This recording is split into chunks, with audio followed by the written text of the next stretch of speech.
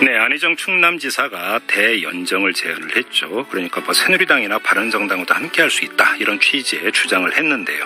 이에 대해서 다른 야권 주자들이 반발을 하고 있습니다. 그리고 가장 크게 반발하는 사람이 바로 이재명 성남시장인데요. 대연정은 촛불에 대한 명백한 배신이다 이러면서 안희정 지사에게 대국민 사과를 요구를 했습니다. 자, 이재명 성남시장 잠깐 연결해서 입장 들어보죠. 여보세요. 네. 네네, 안녕하세요, 시장님. 네, 새해 복 많이 받으세요. 예, 새해 복 받으시고요. 이 촛불에 대한 명백한 배신이라고 규정을 하셨는데 이렇게 규정한 이유가 뭡니까? 이 촛불 정신은 딱 두 가지로 정리할 수 있습니다. 네. 이 사회를 70년 동안 지배해왔던 부패 세력들을 이번 기회에 청산하고 모든 국민이 공정한 기회를 누리는 공정한 나라를 만들자. 예. 아니겠습니까? 네. 평성과 공정사회 건설. 그런데 지금 이 부패 청산의 대상인 네. 그야말로 새누리당이나 거기서 갈라져 나온 바른정당하고 대연정을 하게 되면 네. 책임을 묻지도 못하고 네. 다시 기득권자의 자리에 되돌아오게 되는데 예. 그렇게 하자고 하는 것 자체가 이게 지금 국민에 반하는 것이다라고 하는 것이죠. 네. 근데 지금 지금 대연정이 뭐 그런 뜻이 아니 말씀하시기도 하는데 예. 근데 우리가 듣는 대연정이라고 하는 거는 초연정 즉 야권식의 이제 연합 정권이 아니라 네. 그야말로 그 상정들까지 포괄하는 그말로 대연정을 말하는 건 국민들이 다 알고 있는데 네.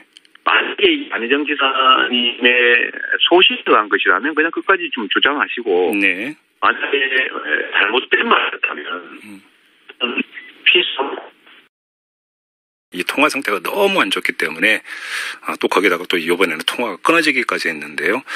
인터뷰가 좀 제대로 진행이 될지 잘 모르겠습니다만 다시 한번 저희가 연결을 시도를 해보도록 하겠습니다. 아무튼 이재명 성남시장 좀 짧게 한마디밖에 하지를 안 했는데요. 사실은 기득권 세력은 지금 청산 대상이지 연대 대상은 아니다. 이게 지금 이재명 성남시장의 주장이었습니다. 네, 다시 한번 연결하겠습니다. 시장님. 네, 죄송합니다. 이번에 인터뷰가 너무 어렵습니다. 네. 그러게요. 네, 네. 시간을 많이 잡아먹기 때문에 짧게 말씀해 주셔야 될 것 같습니다. 그렇겠습니다. 자, 그러면 제가 한번 이렇게 여쭤보겠습니다. 그럼에도 불구하고 새누리당이나 그 바른정당은 현존하는, 실존하는 정치 세력 아닙니까? 청산 네. 대상이라고 좀 부정할 수는 없지 않습니까? 협치를 하되 의회에서는 당연히 뭐 실제로 존재하는 정치 세력이니까 타협하기도 하고 함께 의논하기도 해야 되지만 네. 그들을 우리 국정을 수행하는 동반자로 네. 권한을 같이 나누는 것은 옳지 않다는 것이죠. 그래요. 그러면 그 의회를 통해서 여야 정치 세력들이 타협하고 조정하는 것은 맞지만 네. 그걸 우리는 대연정이라고 부르지는 않습니다. 그건 당연히 해야 될 일이죠. 네. 안희정 지사 같은 경우는 여서야대 국회에서 안정적 국정 운영을 위해서는 어차피 의회에서 협치는 불가피하다 이런 주장이잖아요. 네, 그거는 우리가 말하는 그야말로 협치, 의회에서 정치하는 과정을 말하는 것이고 예. 그 전에 말씀하셨던 대연정은 정치 권력 자체를 여당, 지금의 여당, 네. 새누리당이나 바른당하고 같이 국정 운영을 하겠다라는 것이죠. 그것 다른 말입니다. 그러면 잠깐만요, 시장님. 그럼 안희정 지사가 중간에 말을 바꿨다 이렇게 보시는 거네요? 저는 그렇게 보는 거죠. 그래요? 대연정을 하자고 했다가 비난이 쏟아지니까 그 대연정은 우리 국민이 이해하는 대연정이 아니고 예. 협치를 말하는 거다라고 사실은 좀 내용을 바꾸신 건데 저는 그래서 그렇게 말씀드리는 거죠. 가능하면 네. 말을 잘못하셨으면은 그럼 잘못했다라고 하고 네. 뭐 이렇게 사과하시고 만약에 진짜 대연정이 본인의 소신이면 그냥 주장을 하시는 게 맞죠. 그게 책임 정치 아니겠습니까? 예. 자, 새누리당의 정진석 전 원내대표가 한 말씀 하셨는데요. 그러니까 그대로 읽어드리면 문재인, 이재명 같은 분은 대연정에 반대하면서 어떻게 노무현의 길을 주장하는가. 도량이 좁다. 네. 이렇게 평했습니다. 제가 어제 네. 후보 등록을 한 다음에 노무현 대통령님 묘소에 참배를 갔다가 지금 경남 대구 네. 순회하는 중입니다. 예. 제가 노무현 대통령님이 꿈꾸셨던 반칙과 특권 없는 세상, 사람 사는 세상이라고 하는 것을 제가 부패 정권 청산 그리고 공정사회로 이어가겠습니다라고 제가 썼습니다. 예. 노무현 대통령께서는 대연정을 제안하셨다가 이게 옳지 않다는 국민들의 지적을 받고 사과하셨습니다. 그러니까 노무현 대통령이 가진 꿈은 공정한 세상을 만들어서 우리 국민들이 공정한 기회를 누리는 투명한 세상, 이런 세상에 살게 하겠다는 꿈을 가지셨는데 네. 지금 청산해야 될 이 나라의 위기와 혼란, 국정농단을 가져온 그 세력들하고 손을 잡고 같이 국정 운영을 하겠다고 하면 네. 이 청산해야 될 부패와 이 부정과 불합리, 불공정을 유지하는 것밖에 더 안 됩니다. 그래서 그거는 노무현 대통령님이 꿈꾸었던 반칙과 특권 없는 세상을 만드는 길도 아니고 예. 사람들이 그야말로 사람 사는 세상, 합리적이고 공정한 세상을 만드는 길도 아니어서 네. 노무현 대통령님의 뜻과 어긋나는 거라고 생각이 됩니다. 그럼 이렇게 한번 여쭤보겠습니다. 지금 시장님께서는 안희정 지사에게 대국민 사과까지 요구를 했는데요. 뭐 지금까지 네. 안희정 지사의 어떤 대응을 보면은 뭐 사과 이런 건 고려를 하지 않고 있는 것 같습니다. 만약에 이런 네. 입장을 고수를 한다면 이렇게 일단 가정을 하나를 깔고 네. 또 이게 당내 경선 과정에서 만약에 결선 투표까지 간다라는 가정까지 깐다면 네. 같이 손을 잡고 마느냐의 어떤 이 문제를 가르는 데 있어서 이 문제가 중요한 판단 근거가 될 것이다 이렇게 보십니까? 매우 중요한 요소가 될 수 있습니다. 지금 대연정을 제안하고 그거를 그대로 관철하겠다고 한다면 네. 저는 청산해야 될 세력하고 손잡는 것은 저는 용인할 수가 없고 예. 저는 청산할 세력을 확실하게 청산하는 것이 대한민국이 공정한 나라로 새 출발하는 첫 번째 단추라고 생각하기 때문에 예. 같이 하기가 어렵지 않겠습니까? 안희정 지사하고. 그런데 다행히도 네. 저는 안 지사님께서 대연정은 그런 뜻이 아니었다. 그냥 국회에서 협치하자는 것이었지 뭐 그런 건 아니다라고 지금 말씀하시는 걸로 보면 네. 좀 후퇴하시는 것 같아요. 저는 이런 점도 그냥 쿨하게 네. 그 대연정은 좀 너무 나간 거였다 하고 해주시면 좋을 것 같습니다. 알겠습니다. 아까 이제 소연정을 말씀을 하셨는데 그러면 그 네. 시장님 같은 경우는 소연정 같은 경우는 선택지라고 보십니까? 필수지라고 보시는 겁니까? 저는 필수적으로 네. 청산해야 될 세력들을 청산할 책임이 있는 모든 세력들은 연합 연대해야 된다고 생각합니다. 그래요? 국민의 입장에서 승리 가능성을 높이기 위해서라도 야권은 바른당 이런 가짜 야당 말고요. 예. 그 국민의당 또 정의당 뭐 어떤 군소 정당들까지 포함해서 연합 연대해서 승리 가능성을 올려야 되고 네. 두 번째로는 그렇게 승리하고 연합 정권을 만들어야만 소위 여대 야소로 국정 개혁 동력을 만들 수 있습니다. 그래요.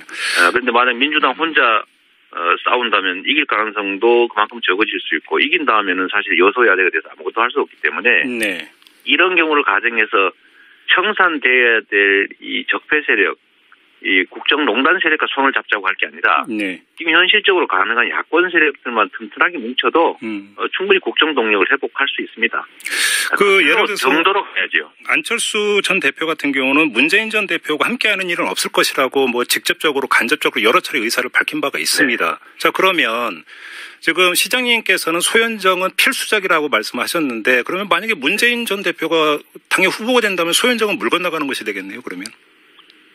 그래서 제가 후보가 되어야 되는 게 맞습니다. 그래요? 우리 국민들께서는 두 가지 요소를 판단하게 될 텐데, 네. 그냥 변화냐, 제대로 된 변화냐, 네. 그냥 교체냐, 그다음에 정권의 단순한 교체냐, 아니면 세상의 교체냐, 이런 선택을 하나 하시게 될 거고, 두 번째로는 진정으로 이 나라를 바꿀 수 있는 사람은 누구일까?